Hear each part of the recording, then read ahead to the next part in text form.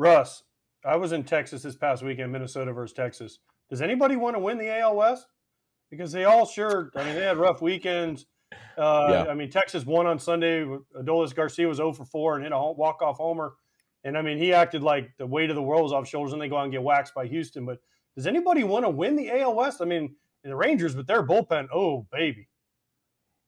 Yeah, that's the area where I'm very concerned with the Rangers is that bullpen. They've blown 29 saves this season. That is not good at all.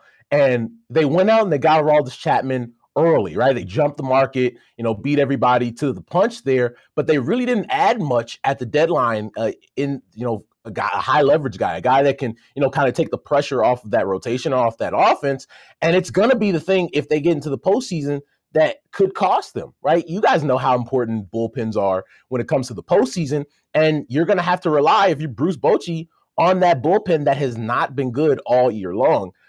Offensively, they were a juggernaut first 3 months of the season, but, Josh Young goes down, Jonah Heim hasn't been the same player since he got back off the IL, and, Corey Seager's been great, right? Nathaniel Lowe's doing what he does, Marcus Semien, but it was a lineup that you were scared of. It wasn't just three guys. And now that you're, it's the big boys trying to hold up a lot of that weight offensively, it puts more pressure on that rotation where it's like, hey, we got to put up zeros for 6-7 innings because we know the offense hasn't been what it was, in months past. The bullpen, is shaky from night to night.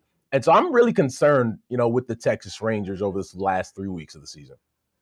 We need a rating. Who is it? 1, 2, 3. Where do they finish? I think Houston, when it's all said and done, is the team that gets it done. They have San Diego, Oakland, the Royals, Baltimore, the Royals again, Seattle, and Arizona. Of the three teams, I think that's the easiest schedule. I have Seattle number 2. They have a tougher road, a little bit tougher road. They have Tampa, Cincinnati, then they have the Angels come in, then the Dodgers, Oakland, and a head-to-head against Texas that last weekend of the season. And then for the Rangers, you have Oakland, Toronto, right in that wild card mix. You have Cleveland, who's gotten themselves in a little bit of a wild card mix, although I don't necessarily think that they're going to make the postseason. You have Boston, that's no chump. You have Seattle twice, and then the Angels again. I think it's going to be really difficult for the Rangers if you can't rely on that bullpen and you're not going to get consistent offense and this is a team that's been in a playoff position since April 8th, guys.